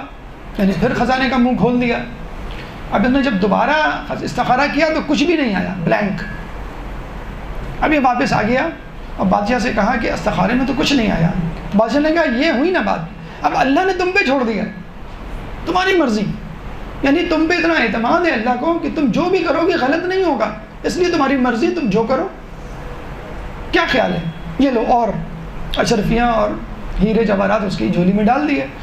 اب یہ گیا پہاڑی پر اور جو ہے وہ دعا کی کہ اللہ موسیٰ کے لشکر کو, دعا کیا کرنی تھی, موسیٰ کے لشکر کو شکست اور بادشاہ کے لشکر کو فتح. اب جب اس نے ہاتھ دعا کے لیے اٹھائے تو اس کے منہ سے کیا نکلا, اے اللہ موسیٰ کے لشکر کو فتح اور بادشاہ کے لشکر کو شکست دے. اب یہ نیچے اتر آیا. بادشاہ نے کہا یہ کیا تم ڈبل کراس کر رہے ہو، وہاں جا کے کچھ اور بات کرتے ہو، میرے سامنے کچھ تم تو الٹی بات کر رہے ہو. کہنے لگا نہیں میں نے تو آپ کی فتح کی دعا کی ہے. کہنے لگا نہیں سب نے سنا تم موسیٰ کے لشکر کی فتح کی دعا کر رہے ہو. ابھی دوبارہ گیا پھر دعا کی، اے اللہ موسیٰ کے لشکر کو شکست کہنا تھا لیکن منہ سے فتح نکل رہا ہے. دیکھیں اللہ تعالیٰ اس کو بار بار ہر مرحلے میں ٹوک رہا ہے. پہلے تو استخارہ صاف صاف بتایا کہ غلط ممنوع نہیں کرو، پھر بلینک استخارہ یعنی بالکل ایسے ہی کہ امی آپ کو اس کام سے منع کریں، آپ نہیں مانیں تو امی نے کہا بھائی تمہاری مرضی، جاؤ بھاڑ میں جاؤ، مجھے تم سے کوئی سروکار نہیں. تو آپ سمجھ جائیں کہ امی راضی نہیں ہے. آپ کہتے نہیں امی نے مجھے اکیلا چھوڑ دیا، انڈیپینڈنٹ، میری مرضی جو فیصلہ کروں میں. دوسری مرتبہ بھی الٹا اس کے منہ سے نکلا. پھر بادشاہ نے کہا بھائی دوبارہ کرو دعا. دوبارہ جب دعا کی اور اس نے پوری قوت سے دعا کی، اللہ تعالیٰ موسیٰ کے لشکر کو شکست کہنا تھا وہی فتح نکلا. جیسی فتح نکلا اس کی زبان باہر نکلی اور باہر نکل کر کتے کی جو زبان ہوتی ہے اس طرح سینے تک لٹکتی رہی، جس کے لیے قرآن میں اللہ تعالیٰ نے فرمایا فَمَثَلَهُ كَمَثَلِهِ قلب، کہ ایسے لوگوں کی مثال قلب کتے کی سی ہے کہ ان یحمل یلحسو علیہ یلحسو اور تترکہ یلحسو، کہ جس کو بلاؤ تو بھی زبان نکلی رہے اور جس کو دھتکار دو تو بھی اس کی زبان نکلی رہے. عمر بھر اس کی زبان باہر نیچے لٹک کے لوگوں کو دعوت عبرت دیتی رہی کہ دیکھو دنیا کے پیچھے بھاگنے والوں کو کیا انجام ہوتا ہے. تو یہ انجام خدا نخواستہ آپ کا بھی ہو سکتا ہے، میرا بھی ہو سکتا ہے اگر ہم دنیا کے پیچھے بھاگیں، کہ دنیا میں بھی رسوائی، بلکہ حدیث میں ہے کہ دنیا میں بھی رسوائی ہوگی. اور پہلے زمانے میں تو اوپنلی اللہ تعالیٰ لوگوں کے سامنے رسوا کر دیا کرتا تھا. اب تو پھر بھی گناہوں کی پوشیدگی کا جسے کہتے ہیں کہ عالم ہے. بنی اسرائیل کے زمانے میں جب لوگ گناہ کرتے تھے تو ان کی پیشانی پہ لکھا ہوا آ جاتا تھا. آج کل ہو تو تمام لوگ عورتوں سمیت حجاب کرنا شروع کرتے ہیں. بھائی ہر جگہ پیشانی بھر گئی تو چیک، پھر ہاتھ پیر ہر جگہ لکھا ہوا آ رہا ہے. اچھا اس زمانے میں لوگ اپنے گھر میں نظر بند ہو جاتے تھے کہ بھائی جہاں جا رہے ہیں لکھا ہوا آ رہا ہے پیشانی پہ، ٹیٹو بنا ہوا ہے، تو دروازے پہ لکھا ہوا آ جاتا تھا. اور جب تک وہ توبہ کر کے گناہ معاف نہیں کرواتا تھا، ہمارے یہاں ماشاءاللہ شب بیداری میں انٹرنیٹ پہ رات بھر گناہ، دن بھر غیبت، لیکن کسی کو جوں کا توں جسے کہتے ہیں کہ نہیں پتہ چلتا، لوگوں کو نہیں پتہ چلتا، آپ کو نہیں پتہ چلتا. بہرحال تو عیسیٰ علیہ السلام کا، موسیٰ علیہ السلام ہی کا ایک شاگرد تھا. اس نے کہا کہ میں چاہتا ہوں کہ آپ کے علم کو پھیلاؤں، میں جانا چاہتا ہوں. جب وہ گیا تو موسیٰ علیہ السلام کافی عرصہ ہو گیا، کہا کہ جاؤ دیکھو اس کی کیا صورتحال ہے. موسیٰ کے ایک صحابی گئے اس کے گھر تو دروازہ کھلا ہوا تھا، گھر میں کوئی بھی نہیں تھا، باہر ایک بندر بندھا ہوا تھا اور محلے دار. واپس آئے، کہا موسیٰ علیہ السلام وہ تو گھر میں نہیں ہے اور باہر ایک بندر بندھا ہوا تھا، میں کس سے پوچھتا. تو موسیٰ علیہ السلام جو اللہ سے پوچھا تو اللہ نے کہا یہ جو بندر ہے یہ وہی عالم ہے، تمہارا شاگرد ہے جس کی شکل میں نے مسخ کر دی ہے، کہ جس نے علم حاصل کیا تھا تم سے لیکن اس کو دنیا کے لیے، جس کو ہم کہتے ہیں تاجران عادلان حسین، وہ یہی ہیں. ابھی اس کی تفصیل آگے کہ کس طرح یہ جائز ہے کس طرح ناجائز ہے، کیا شرائط ہے. تو بندر کی شکل میں مسخ کر دیا. یہ جو کربلا کا ہم واقعہ پڑھتے ہیں، آپ کو معلوم ہے کہ ہر دور میں علماء، قاضی، وزیر یہ بادشاہ کے ساتھ ہوتے ہیں تاکہ لوگوں کو بتلا سکیں کہ جو بادشاہ کر رہا ہے وہ ظلم نہیں ہے، حق ہے، صحیح ہے. قاضی شرح کا جو نام سنتے ہیں آپ، کیا تھا مسئلہ؟ ابن زیاد نے بلایا اور کہا کہ یہ امام حسین کے قتل کا فتویٰ دینا ہے کہ یہ واجب القتل ہے. تو قاضی شرح نے کہا کہ بھئی میرے حساب سے تو واجب القتل نہیں ہے، یہ صحابی رسول ہیں، نواسہ رسول ہیں، اور انہوں نے کسی کو تنگ بھی نہیں کیا، بغاوت کا اعلان بھی نہیں کیا. یہ 3 وجوہات ہیں جن کی بنا پر میں سمجھتا ہوں کہ یہ باغی نہیں ہے، واجب القتل نہیں ہے. اب یہ چلے گیا قاضی شرح. رات میں ابن زیاد نے اشرفیوں سے بھری ہوئی بوری اس کے گھر تک پہنچا دی. دوسرے دن پھر طلب کیا کہ بھئی واجب القتل ہونے کا فتویٰ دو. کہیں گے لائیے قلم میں ابھی دیتا ہوں. کہوں گا کیسے؟ کل تو آپ کہہ رہے تھے. کہیں گے نہیں میں نے رات بھر سوچا 3 وجوہات ہیں ان کے واجب القتل ہونے کی. نمبر 1، یہ اپنے گھر سے نکلے قیام کی نیت سے آپ کے خلاف بغاوت کرنا چاہ رہے ہیں. نمبر 2، نہ صرف خود کرنا چاہ رہے ہیں، لوگوں کو اکسا رہے ہیں آپ کے خلاف، آپ کی حکومت کے خلاف. اور نمبر 3 میں بھول گیا. تو ابن زیاد نے کہا وہ تو نہیں جو میں نے رات میں دلیل آپ کے گھر پہنچائی تھی. کہ ہاں وہی تیسری دلیل وہی ہے. تو یہ پیسہ ٹھیک ہے، آپ قاضی شرح نہیں ہیں، آپ کو شرفیہ نہیں دی جا رہی، لیکن جب آپ کو بھاری لفافے ملیں گے تو، یا آپ کی دوستی یا رابطہ کسی بڑی شخصیت سے ہوگا، حکومت کے حلقے میں آپ جائیں گے یا مشہور ایلیٹ کلاس جسے کہتے ہیں، تو خود بخود آپ کا انداز اعتبار بدل جائیں گے. فلاں کو خوش کرنا ہے، فلاں کو خوش کرنا ہے، فلاں. بلکہ یہ تو ہم اپنے عام زندگی میں معاملات کو کرتے ہوئے بھائی وہاں جانا ہے، کیوں جا رہے ہیں بھائی، وہ اگر نہیں گئے تو وہ ناراض ہو جائیں گے. تو جب آپ مجلس کے لیے آئیں گے وہاں پہ بھی یہ ہوگا، ان کو منع کر دیا تو وہ مسئلہ کھڑا کر دیں گے، اور پھر باقی مجلسیں بھی ہم کو نہیں ملیں گی مثلا، یا وہاں گئے تو کافی کام آتے ہیں، کافی ہمارے جو ہے مدد کرتے ہیں. تو یہ انداز لوگوں کا ہو جاتا ہے کہ فلاں جگہ سے جو ہے ہمیں زیادہ فائدہ ملتا ہے، فلاں جگہ سے ہمیں جو ہے، ایک غیر معروف جگہ ہے جہاں پہ شہرت کی کوئی امید نہیں ہے، اور ایک معروف جگہ ہے، بڑا ممبر ہے جہاں پہ بڑی ویڈیو بنتی ہے اور سرکولیٹ ہوتی ہے اور ویورز بہت ہوتے ہیں، اور لوگوں تک بہانہ آپ یہی بناتے ہیں بھئی دیکھیں ہم یہاں رہیں گے تو 10 لوگ بیٹھے ہوئے ہیں، اور ٹی وی پہ آئیں گے تو لاکھوں لوگ دیکھیں گے، فلاں ممبر پہ جائیں گے تو ہزاروں ہوں گے. بہانہ آپ یہی بناتے ہیں کہ نشر و اشاعت کا موقع زیادہ ملے گا، لیکن دیکھا جائے تو آپ اپنی ویورشپ، اپنا حلقہ احباب بڑھانا چاہ رہے ہیں. ویورشپ بڑھانا کوئی غلط بات نہیں ہے، لوگوں تک زیادہ سے زیادہ تعداد میں بات پہنچانا کوئی غلط بات نہیں ہے، لیکن اگر اس کو ہدف بنا لیا جائے کہ زیادہ لوگ ہوں گے، زیادہ دولت ملے گی، زیادہ عزت و شرف ملے گا تو میں وہاں جاؤں گا یا جاؤں گی. ابراہیم علیہ السلام کو اللہ تعالیٰ نے حکم دیا کہ لوگوں کو حج کے لیے بلاؤ اور منادی کرو، ندا دو، آواز دو. اب اس زمانے میں کوئی اسپیکر وغیرہ تو نہیں تھا، کوئی میڈیا تو نہیں تھا. تو ابراہیم علیہ السلام نے کہا اے اللہ میں آواز بھی دوں گا تو لوگوں تک بات کیسے پہنچے گی؟ تو اللہ نے کہا تم آواز دو، پہنچانا ہمارا کام ہے. تو یہ آپ دیکھ لیجئے کہ بعض اوقات آپ مرے دل سے جا رہے ہوتے ہیں، جب جاتے ہیں اتنا بڑا مجموعہ، اتنی بڑی عزت، اور پھر وہیں پر موجود کوئی صاحب آپ کو اور کسی بڑی جگہ آفر کر دیتے ہیں تو آپ جو ہے وہ حیران رہ جاتے ہیں. تو یہ نہ دیکھیں میں کہاں جا رہا ہوں، کس جگہ جا رہا ہوں، بس یہ دیکھیں اگر لوگ کم بھی ہیں تو کربلا کی تعداد کو دیکھ لیں، امام حسین کے ساتھ کتنے تھے، امام کے ساتھ جو 313 کا لشکر ہوگا اس تعداد کو دیکھ لیجئے. اگر آپ کا عزم نیت صاف ہے تو یقین کریں باقی جگہ اسپیس فرشتوں نے بھری ہوئی ہوگی. اور اس پہ بھی نہیں تو آپ اس حدیث کو یاد رکھ لیں کہ کچھ لوگ دنیا میں گمنام ہیں اور آسمانوں میں مشہور، اور کچھ لوگ دنیا میں مشہور ہیں آسمانوں میں گمنام. تو اگر آپ گمنام ہیں اور عزت شہرت دولت آپ کے پیچھے نہیں بھاگ رہی، مولا کا قول ہے کہ اگر تمہیں کسی نیکی کا صلہ نہ ملے تو سمجھ لو وہ نیکی قبول ہو گئی. کبھی آپ کو لفافہ نہ ملے یا خالی ملے، یا جسے کہتے ہیں کہ عزت بھی نہ ملے، شہرت بھی نہ ملے، اور تنگ بھی کیا جائے کہ آپ جا رہے ہیں اور پتہ چلا کہ آدھا گھنٹہ 1 گھنٹہ جو ہے وہ مجلس کے لیے بیٹھنا بھی پڑ رہا ہے. بعض اوقات ہوتا ہے یہ بہت پریکٹیکل اسٹیپ جب آپ کے سامنے آئیں گے، اسپیشلی جب آپ اوپر جا رہے ہوں گے تو آپ بہت زیادہ غصے میں آئیں گے ان باتوں سے. آپ ریوارڈ دیکھ رہے ہوں گے مجھے اس کے بدلے میں مل گیا رہا ہے. اور سال بھر کی مجلسوں کو آپ دیکھنے کے بعد اگلے مجلس کا پلان بنائیں گے، بھئی وہاں سے مجھے یہ ملا، وہاں سے مجھے یہ ملا، وہاں سے مجھے یہ نہیں ملا، تو بس اب پرائرٹی لسٹ میری اب یہ ہوگی.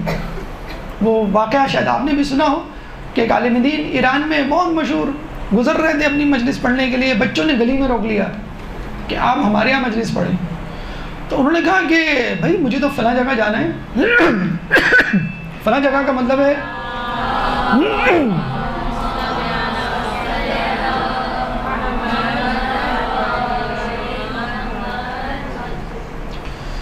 آیت اللہ مستنبت جو مؤلف ہیں،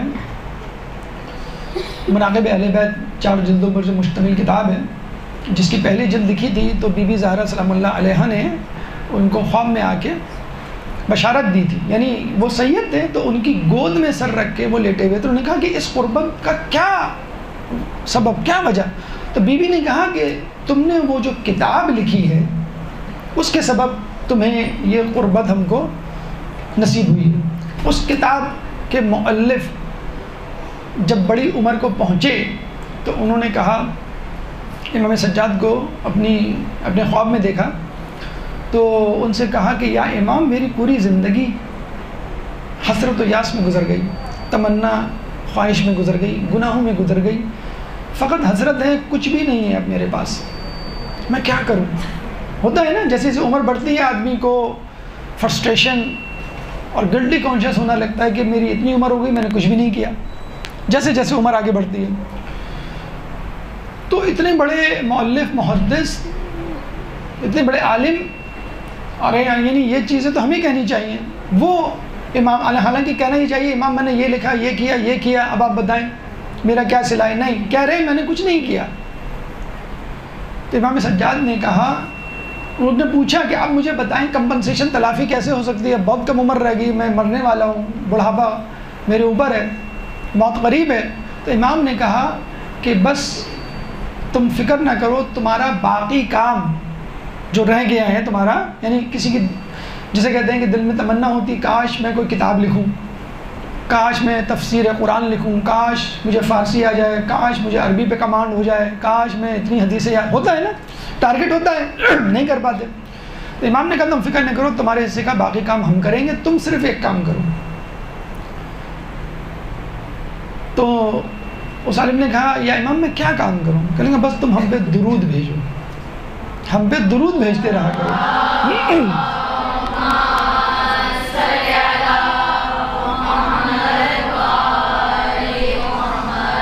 تو یہ جو درود آپ پڑھوائیں گے انشاءاللہ اپنی مجلسوں میں، تو اس کا ثواب بھی جسے کہتے ہیں آپ کو، درود پڑھنے والوں کو تو ملے گا، ان سے ہوتا ہوا وہ آپ کو بھی ملے گا۔ اچھا، تو وہ عالم دین نے کہا بھائی میں تو فلاں جگہ جا رہا ہوں، اب جب اتنی بڑی جگہ جانا ہو تو آدمی کو خیال بھی ہوتا ہے وقت سے پہلے پہنچوں، پروٹوکول ملے، اتنے لوگ ہیں، اتنے لوگ ہیں، اتنے لوگ ہیں، اور جاہو جلال ایک الگ ہوتا ہے، پتلی سی گلی میں جانا۔ ہم نے ایک صاحب کو کہا کہ بھائی فلاں جگہ ہم آپ کی مسجد میں آ رہے ہیں، کہنے آپ کو مشورہ دوں آپ مانیں گے نہیں۔ کیا مشورہ؟ کہنے ذرا گاڑی اور گارڈ کے ساتھ آئیں۔ تو یہ تو حال ہو گیا ہے کہ ہمارے یہاں کیا علماء کو، ذاکرین کو مشورہ دیا جاتا ہے آپ جاہو جلال کے ساتھ آئیں تو آپ کو زیادہ پروٹوکول ملے گا۔ اب وہ عالم سوچنے لگا میں کیا بچوں کی مجلس پڑھوں، کوئی پروٹوکول نہیں، کوئی کیمرے نہیں، کوئی مجمع نہیں، لیکن ایک ہوتا ہے نا کہ چلو بچوں کی ہم کہتے ہیں نا کاف ہے تمہاری، کوئی کھیل کھیل رہے ہوتے ہیں بچے کہتے ہیں ہم بھی کھیلیں گے نا، بھی تمہاری کاف ہے، اور وہ اشارہ کر دیتے ہیں بھائی ہم ہلکی ہلکی بال کرائیں گے، چھکے مارنے دینا ہے ان کو۔ کہنے لگے چلو میں پڑھ دیتا ہوں، بچے ہیں کیا ہے بھائی، کہنے لگا میں 5-10 منٹ پڑھوں گا، زیادہ نہیں۔ بچوں نے کہا ٹھیک ہے، اور 5-10 منٹ میں جو ہے وہ مجلس پڑھی، جلدی سے منڈپ کیا، جانے لگے۔ کہنے لگے آپ نیاز نہیں چکی آپ نے؟ تو ہمارے یہاں تو نیاز چکنا ایک بہت بڑا جسے کہتے ہیں وہ ہوتا ہے، اور شرف اور ہونا بھی چاہیے، اور جو نیاز نہیں چکتا وہ سمجھتے ہیں ناراض ہے یا کوئی ویلیو نہیں دے رہے۔ تو انہوں نے کہا کہ بیٹا مجھے دیر ہو جائے گی، اچھا چلو چائے پلا دو بس۔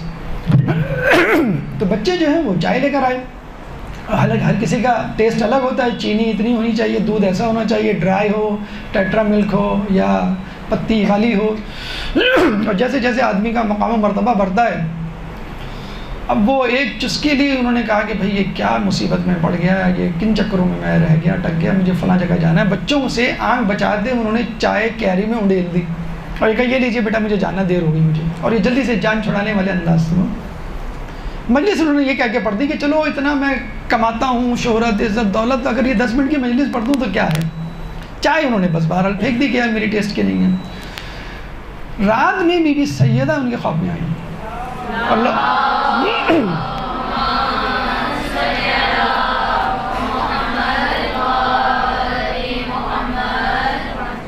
اور کہنے لگیں کہ تم نے جو رات میں مجلس پڑھی تھی وہ ہم نے قبول کر لی،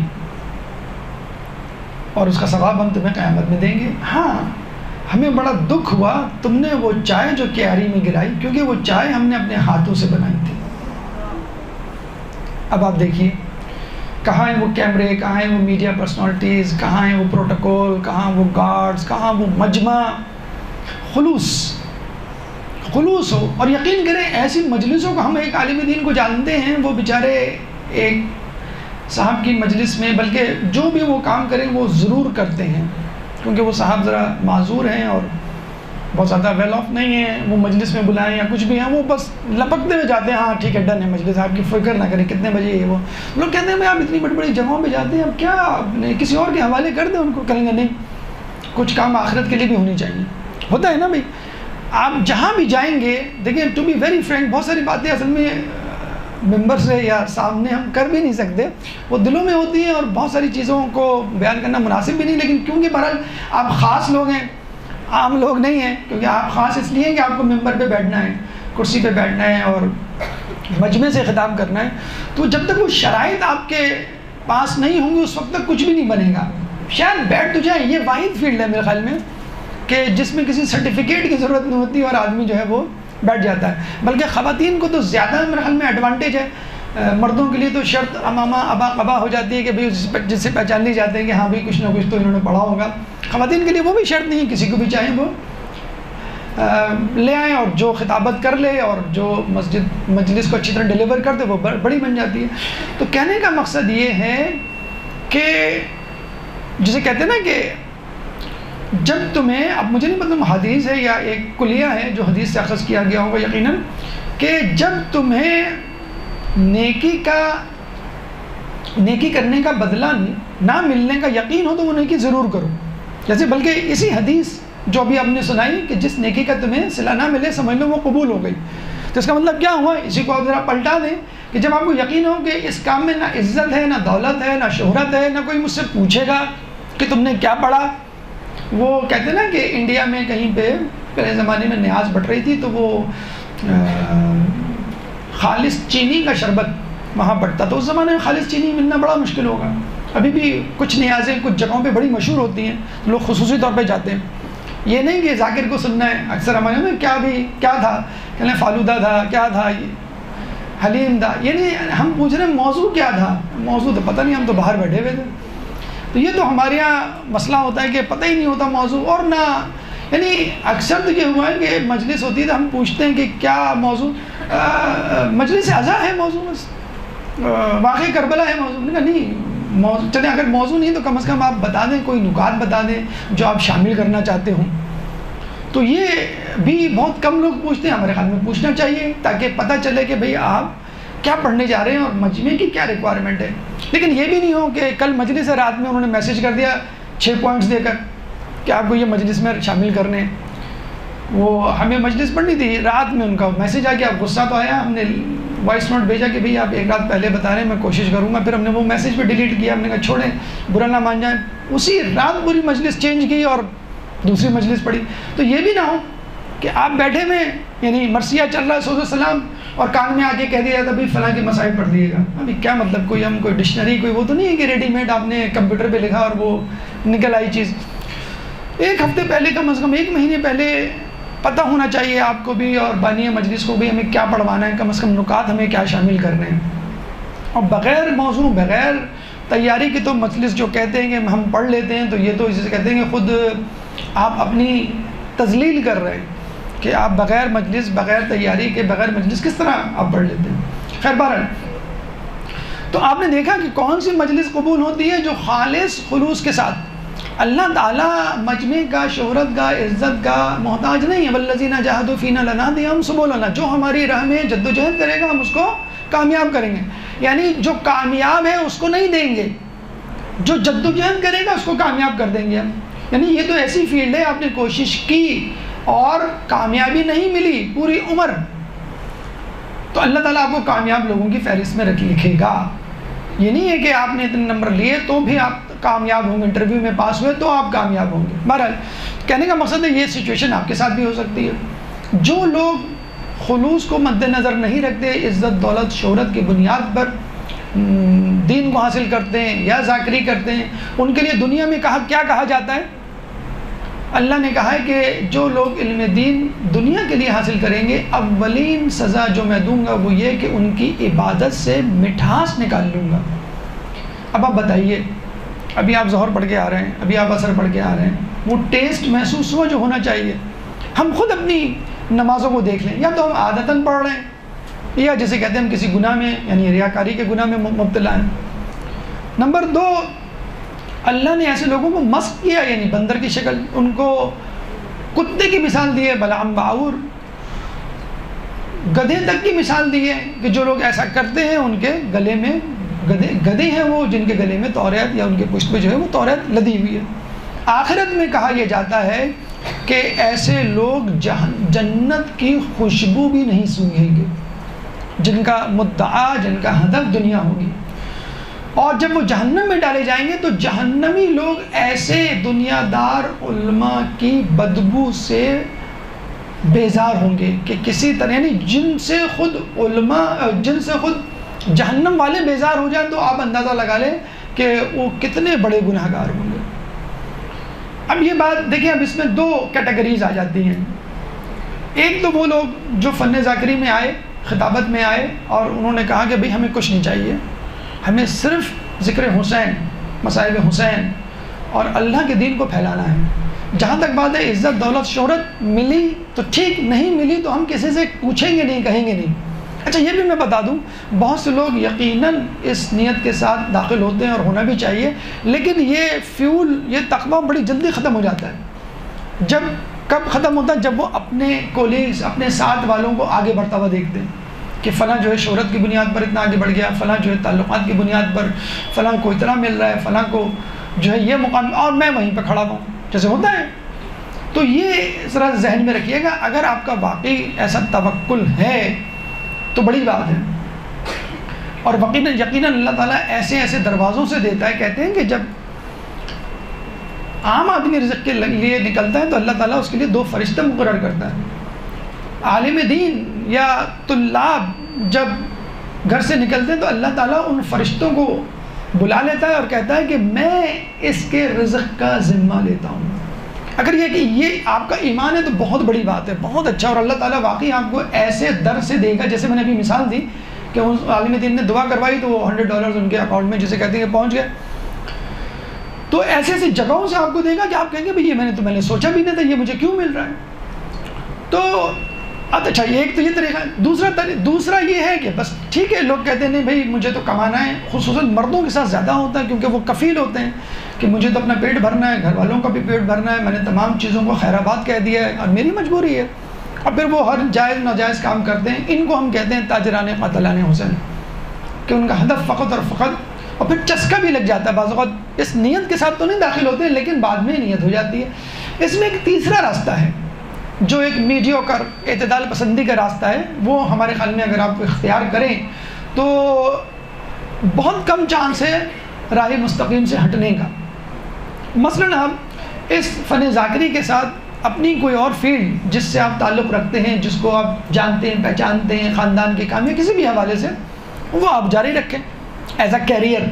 اور وہ آپ کا سورس آف انکم یا آپ کا شوق جسے کہتے ہیں دنیاوی اعتبار سے وہ آپ کو ملے اور یہ بھی ساتھ ساتھ چلتا رہے. اس میں بہت ساری مثالیں مثلا میں آپ کو دے سکتا ہوں کہ اگر آپ تلاش کریں انٹرنیٹ پہ تو ایسے مسلمان یا شیعہ یا خواتین تک مل جائیں گی جو علم دین بھی حاصل کر رہی تھیں اور علم دنیا سے بھی اپنے آپ کو آراستہ کر رہی تھیں. مثلا شروع سے اگر ہم جلدی چلیں تو جابر بن حیان کیمسٹ بھی تھے اور عالم دین بھی تھے. ابو علی سینا عالم دین بھی تھے، ڈاکٹر بھی تھے، فلسفی بھی تھے. شیخ بہائی مثلا انجینئر بھی تھے، عالم دین بھی تھے. خواجہ نصیر الدین طوسی ماہر فلکیات بھی تھے اور عالم دین بھی تھے. تیمور لنگ کو جسے کہتے ہیں کہ مسلمان کرنے والے اور پورے ایران میں تشیع کو پھیلانے والے. اور پھر قریب اگر آپ جائیں تو ڈاکٹر مولانا فرمان علی، جن کو کہنا چاہیے مولانا ڈاکٹر فرمان علی یا حکیم فرمان علی. لکھنؤ میں ایک زمانے میں ایک اصول تھا کہ جو شخص یہاں پر علم دین حاصل کرے گا وہ ڈاکٹر یا طبیب بھی بنے گا تاکہ اس کا ایک روزگار ہو، تاکہ اس کا لوگوں سے واسطہ ہو، تبلیغ کرنے میں آسانی ہو. تو مولانا فرمان حکمت کی ڈگری بھی ساتھ لے کر نکلے. جب اپنے مدرسے سے فارغ التحصیل ہوئے اپنے علاقے میں کچھ دور مدرسہ کلینک کھولا اور کہتے ہیں اپنے زمانے میں سائیکل پہ جایا کرتے تھے. اور آپ کو معلوم ہے اس زمانے میں پورے علاقے میں کسی کے پاس سائیکل نہیں تھی تو سائیکل کو لوگ رشک بھری نگاہوں سے دیکھتے تھے. ان کے علاقے میں ایک انگریز نے کلینک کھولا تھا اور وہ اپنا کلینک بند کر کے چلا گیا کہ مجھ سے بڑا ڈاکٹر یہاں پر آ گیا ہے، اب میری یہاں پہ ضرورت نہیں ہے. اور کہاں مفسر قرآن بھی، کہاں اتنے بڑے جسے کہتے ہیں کہ مولانا بھی کہتے ہیں کہ ان کے محلے میں ایک غیر شیعہ حافظ رہا کرتے تھے اور وہ ان کو اکثر طنز کر کے کہا کرتے تھے شیعوں میں تو حافظ ہی نہیں ہوتے. 40-45 سال کی عمر ہو چکی تھی تو انہوں نے اس دن سے تہیہ کیا کہ میں اس الزام کو غلط ثابت کروں گا اور حفظ کرنا شروع کیا اور پورا قرآن حفظ کیا. تو حافظ قرآن، ڈاکٹر اور عالم دین تینوں چیزیں چاروں چیزیں ان کے ساتھ چل رہی ہیں. جب خواتین کے ہونے کے ناطے ان کی بھی مثالیں ذہن میں رکھ لیں. بنت الہدا باقر الصدر کی بہن جنہوں نے کتاب لکھی اقتصاد ہونا، جو یورپ کی یونیورسٹیز میں پڑھائی جاتی ہے. کتنے اسکولوں کی پرنسپلز، کتنے رفاہی اداروں کی جسے کہتے ہیں کہ منتظمہ، کتنی بڑی پرجوش مقررہ جن کی تقریر نے حکومت کو گھٹنے ٹیکنے پہ مجبور کیا. پھر بعد میں ان کے بھائی اور ان کو خود کو بھی قتل کیا، اور صدام نے یہ کہا کہ میں یزید جیسی غلطی نہیں کر سکتا کہ جس نے امام حسین کو تو مار دیا، ان کی بہن زینب کو زندہ رکھا. بانو امین مجتہدہ مفسرہ قرآن. شادی کے بعد اکثر آپ لوگ کہتے ہیں کہ بھئی شادی کے بعد موقع نہیں ملتا، بچے، شوہرداری، گھرداری، ساس سسر، فیملی، سسرال. شادی کے بعد بچے والی ہونے کے باوجود برپرش کرنے کے ساتھ ساتھ مجتہدہ بنی. نجف کے علماء نے ان کو اجتہاد کا اجازت دیا. مفسرہ قرآن جسے کہتے ہیں کہ کہلائیں، اور مفسر تفسیر لکھی انہوں نے، مفسرہ کہلائیں. اس کے بعد معصومہ ابتکار، ایران کی وائس پریزیڈنٹ سابقہ، جو امریکہ کی گریجویٹ تھیں، اور جب امریکہ کی ایمبیسی میں قبضہ کیا تھا تو وہ ایک میڈیٹر بنی تھی، کیونکہ انگلش بہت اچھی تھی ان کی، بالکل امریکن ایکسینٹ میں گفتگو کر رہی تھی، پلی بڑی امریکہ میں تھی. تو وہاں کی جو ٹی وی اینکر تھے وہ معصومہ ابتکار سے کہا کرتے تھے آپ اتنی پڑھی لکھی ہیں، آپ حجاب میں ہیں، آپ اتنی پڑھی لکھی ہیں، آپ اسلام پہ چل رہی ہیں. اس زمانے میں تو یہی امریکہ کا وتیرہ تھا، جو ماڈرن ہوگا، جو تعلیم یافتہ ہوگا، وہ بے حجاب ہوگا، دین سے دور ہوگا. کہیں گے نہیں، اسی ایجوکیشن نے تو مجھے سکھایا ہے کہ مجھے حجاب کرنا چاہیے. اور اگر بات ہے بے حجابی یا کپڑوں کا کم ہونا تو پھر جانور سب سے زیادہ ایجوکیٹڈ ہے. تو معصومہ ابتکار، زہرا اخوان انجینئرنگ یونیورسٹی انٹر میں ٹاپ کیا تھا پورے ایران میں. ہمارے یہاں کوئی لڑکی ٹاپ کر لے، کیا کہتے ہیں اس کو؟ بیٹا تم ڈاکٹر بننا. کوئی ٹاپ کر لے تم انجینئر بننا، کوئی ٹاپ کر لے تمہیں آئی ٹی پروفیشن بننا ہے. اور جو بیچاری فیل ہو رہی ہو، ڈی گریڈ لا رہی ہو، تو اس کو کہتے ہیں بیٹا اس کو جو ہے نا کسی مدرسے میں ڈال دو. اسی پھل والے سے کسی فقیر نے کہا اللہ کے نام پہ دے دو، تو سڑا ہوا سیب اٹھا کے دیا.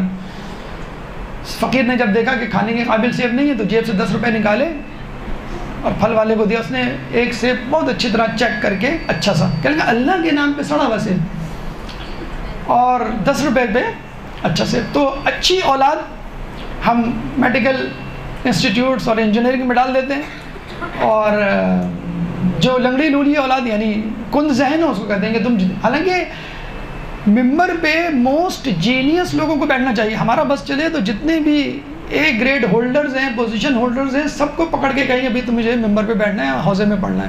ڈاکٹر انجینئر تم بعد میں پڑھتے رہے. ڈاکٹر انجینئر بننا کسی کا کمال نہیں ہے. ہمارے خیال میں جو ذہین ترین لوگ ہیں ان کو عالم دین بننا چاہیے. یہ میں اپنے مدرسے میں بھی کہتا ہوں، جس بچے کو میں سنتا ہوں جو پوزیشن لاتا ہوں اس کے ماں باپ کو بلاتا ہوں، کہتا ہوں بھائی آپ آ جائیں، آپ اپنے بچے کو عالم دین بنائیں. آپ کا بچے نے پوزیشن لی ہے، اے گریڈ لی ہے. کیوں کہ یہ جو آپ کی یہ جو فیلڈ ہے اس میں آپ بہت زیادہ لوگوں کو متاثر کرنے کی یا گمراہ کرنے کی صلاحیت رکھتے ہیں. تو جب آپ خود ہی ذہین نہیں ہوں گے آپ کیا لوگوں کو گائیڈ کریں گے. اس کے بعد جو بی گریڈ والے ہیں، جو ایوریج اسٹوڈنٹ ہیں، ان کو میرے خیال میں آرٹس لینی چاہیے، سوشالوجی جسے کہتے ہیں، سائیکالوجی جسے کہتے ہیں نا. اور جو بہت جو سی گریڈ والے ہیں ان کو ڈاکٹر انجینئر بننا چاہیے. یقین کریں بالکل میرا مطمئن نظر یہی ہے، کیونکہ جینیس لوگوں کو عالم دین بننا چاہیے، ایوریج لوگوں کو. یہ ہماری جسے کہتے ہیں کہ الٹی گنگا ہے. جو بچہ فرسٹ آ رہا ہے ماں باپ پہلے سے لیبل لکھ بتاتے ہیں میری بچی ڈاکٹر بنے گی، میرا بیٹا جو ہے وہ ڈاکٹر بنے گا. اے گریڈ ہمارے بھی آتے تھے، لوگوں نے کہہ دیا آپ کو ڈاکٹر بننا ہے. ہمیں کیا معلوم تھا کہ علم دین میں کتنی طاقت ہے؟ پہلے معلوم ہوتا ہم پہلے سے آ جاتے. وہ بعد میں آدمی کو پتہ چلتا ہے کہ ہم کیسے کہاں جانا ہے. کیونکہ آپ زیادہ لوگوں کو متاثر کرنے کی، اور یقین کریں اگر آپ حوزے کے سبجیکٹس پڑھیں، آپ صرف میر پڑھیں، عوامل پڑھیں، ہدایہ پڑھیں، منطق پڑھیں، سیوطی پڑھیں، تو آپ کو معلوم ہوگا کہ کیا علم ہے. یہ میڈیکل انجینئر کا کچھ بھی علم نہیں ہے. اگر آپ صرف عربی گرامر، صرف میر، عوامل، اول ترین کتابیں ہیں یہی پڑھ لیں نا، آپ کہیں گے کتنی میتھمیٹیکل وے میں یہ کتابیں لکھی گئی ہیں. کیا گرامر ہے عربی کی کہ ہماری میتھمیٹکس کچھ بھی نہیں ہوگی. بہرحال تو یہ مثالیں آپ کے سامنے ہیں، آپ ان مثالوں کو فالو کریں. آپ کا ایک سورس آف انکم بھی ہوگا اور آپ جو ہے وہ علم دین بھی حاصل کریں گے. اگر آپ چاہتے ہیں کہ بھائی ہم نہ میڈیکل کی فیلڈ میں، انجینئرنگ کی فیلڈ میں کوئی شارٹ کٹ بتا دیں آپ جو باقاعدہ ڈگری نہ لینی پڑے، تو شارٹ کٹ طریقہ ہے on line tuitions. On line tuitions پڑھائیں، قرآن کے ٹیوشن ہیں، دینیات کے ٹیوشنس ہیں، اسپیشلی اگر زیادہ پیسہ کمانا چاہتے ہیں تو امریکہ یورپ، اس میں آپ کی ڈالرز میں کمائی ہوگی، بہت کم مختصر ترین اس میں آپ بہت ہم خواتین کو جانتے ہیں کہ جو ٹھیک ٹھاک کما رہی ہیں، مطلب 20 منٹ کی کلاس ہوتی ہے 3 دن اور آپ کو $50-60 کوئی ایسا ایشو نہیں ہے ملنا۔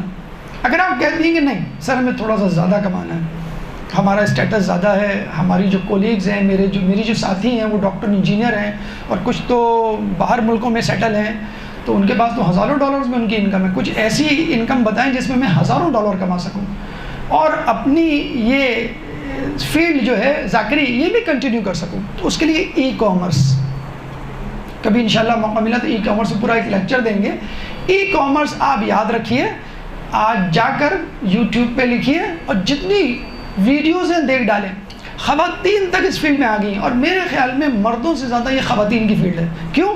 اس میں آپ کو آفس نہیں جانا، اس میں آپ کو مردوں سے انٹریکٹ نہیں کرنا، اس میں آپ کو اپنی تصویر نہیں دکھانی، اس میں پریزنٹ نہیں ہونا کسی کے سامنے، آپ بالکل کمپیوٹر کے پیچھے ہیں، کوئی آپ کو نہیں جانتا، آپ کا نام، آپ کا فون نمبر، آپ کا ایڈریس کچھ بھی نہیں پتا ہوگا، آپ اس فیلڈ سے پیسہ کما سکتے ہیں۔ ای کامرس اس میں 2 فیلڈز ہیں، ایک تو بزنس، پیور بزنس فیلڈ ہے کہ کوئی چیز بیچنی ہو آپ کو، وہ بھی اس کے بھی بہت سارے طریقے ہیں، انشاءاللہ کبھی ہوا تو بتائیں گے، اور ایک ہے سروس پرووائڈ کرنا، مثلا ایک گرافک ڈیزائننگ ہے، بہت ساری خواتین اس فیلڈ میں آ گئی ہیں گرافک ڈیزائننگ سے۔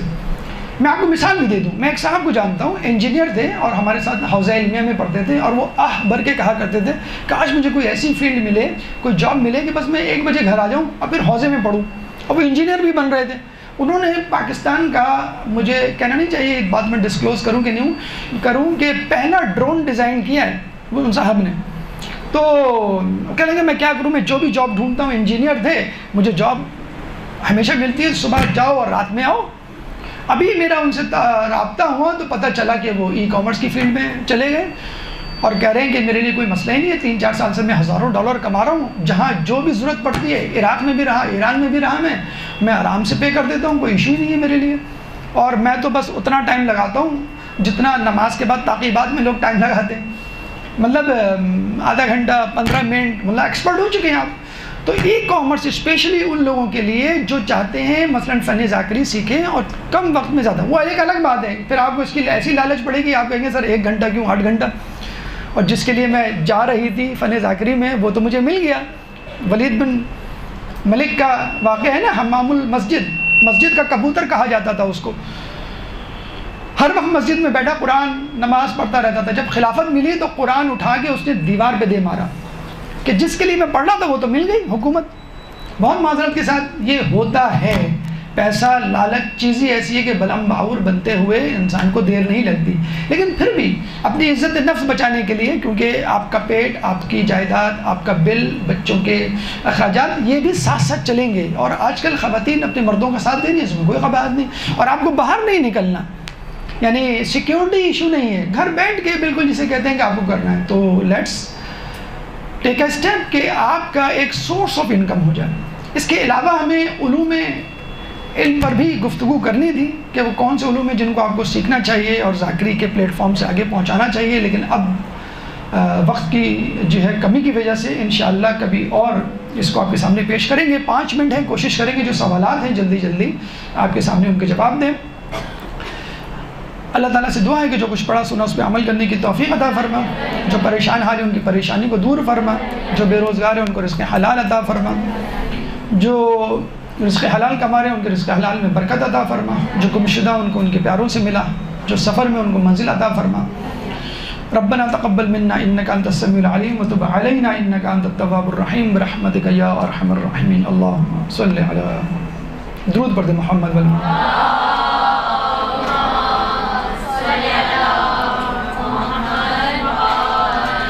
اگر ہم اپنی اولادوں کو علم دین کی طرف ڈالنا چاہتے ہیں تو آپ کی نظر میں کون سی ایسی فیلڈ ہے جس کو علم دین کے ساتھ حاصل کیا جا سکے؟ میں نے آپ کو بتا دیا ای کامرس۔ ابھی ہم نے ایک ایران میں مقیم اسٹوڈنٹ کو اس کو آئیڈیا دیا ہے اور اس نے کہنا نہیں چاہیے پتہ نہیں پہلے مہینے میں 60,000 کما لیے ہیں، یعنی یہ ہم نے وہ آیا ہوا تھا تو ہم نے کہا بیٹا یہ کرو، یہ ایک سائڈ جاب ہے، اس کی شادی بھی ہونی تھی، یعنی بیگم کے ساتھ وہ واپس گیا، اب بیگم کے ساتھ جا کے وہاں سیٹل ہونا، تو ہم نے اس کو فیلڈ سکھائی اور شاید میرے خیال میں اس کے 1-2 گھنٹے لگتے ہوں گے، تو ای کامرس ایک ایسی فیلڈ ہے کہ میں نے آپ کو بتایا آپ بہت آگے جا سکتے ہیں. دیکھیں سیدھی سی بات ہے، ٹو بی ویری فرینک، اگر خواتین نہیں تو کم از کم مردوں کے ساتھ تو ہے. پیسہ گھر میں آتا ہے تو والدین کہتے ہیں بیٹا جو چاہے کرو، لیکن غلط کام نہیں کرنا اور ہمیں بدنام نہیں کرنا. پھر فیلڈ آپ کے اوپر چھوڑ دیتے ہیں وہ کہ بیٹا آپ کی مرضی جو آپ کرنا چاہتے ہو.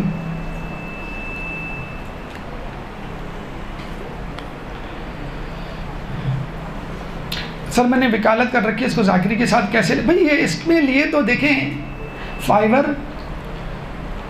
گرو، اپ ورک، اس قسم کی 14 پلیٹ فارمز ہیں جس پہ آپ اپنا سی وی ڈالیں اور مختصر لکھ دیں آپ نے کیا کیا ہوا ہے اور نیچے لکھ دیں اویلیبل فار کنسلٹنسی. آپ اپنا نمبر ای میل جو بھی ہے وہ دے دیں تو لوگ آپ سے کانٹیکٹ کر لیں گے، بھائی یہ مسئلہ اس کا حل بتا دیں، اتنے پیسے آپ کو دے دیں گے.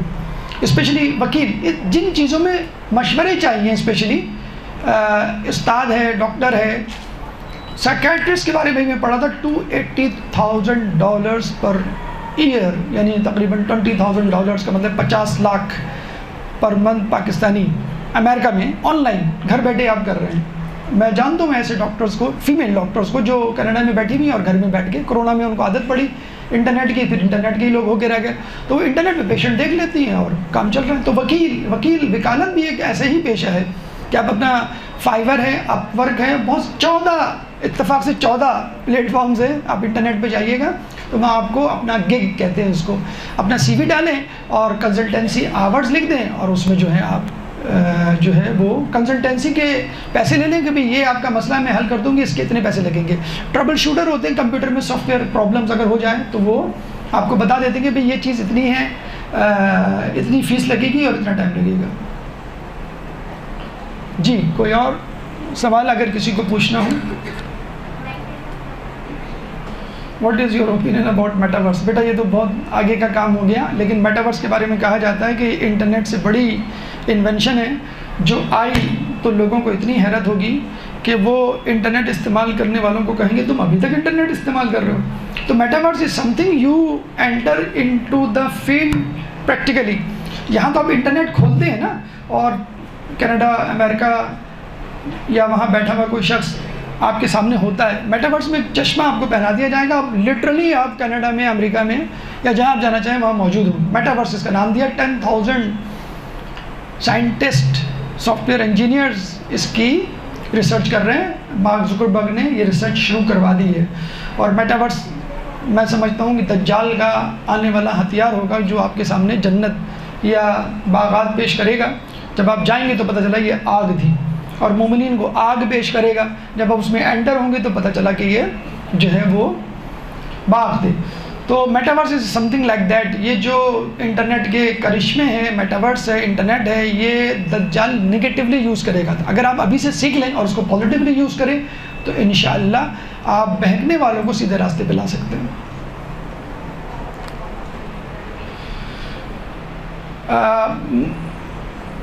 بخار اور بیماری کے حوالے سے ڈینگی فیور لوگوں میں بہت پھیلا ہوا ہے. تو 5 مرتبہ اَمَّن یُجِیبُ الْمُضْطَرَّ آیت پڑھ کے ان تمام لوگوں کے لیے صحت یابی کی دعا کر لیں. بسم اللہ الرحمن الرحیم. اَمَّن یُجِیبُ الْمُضْطَرَّ اِذَا دَعَاهُ وَیَکْشِفُ السُّوءَ. اَمَّن یُجِیبُ الْمُضْطَرَّ اِذَا دَعَاهُ وَیَکْشِفُ السُّوءَ. اَمَّن یُجِیبُ الْمُضْطَرَّ اِذَا دَعَاهُ وَیَکْشِفُ السُّوءَ. اَمَّن یُجِیبُ الْمُضْطَرَّ اِذَا دَعَاهُ وَیَکْشِفُ السُّوءَ. اَمَّن یُجِیبُ الْمُضْطَرَّ اِذَا دَعَاهُ وَیَکْشِفُ السُّوءَ. اللہ تعالیٰ سے دعا ہے کہ جو لوگ بیمار ہیں یا ڈینگی یا کسی اور بیماری میں مبتلا ہیں، بے حق بیمار کلبلا، ان تمام کو شفاء کلی عطا فرما. امام کے ظہور میں تعجیل فرما، ہمیں ان کے انصار و اعوان میں شامل فرما. ربنا تقبل منا انک انت السمیع العلیم وتب علینا انک انت التواب الرحیم برحمتک یا ارحم الراحمین.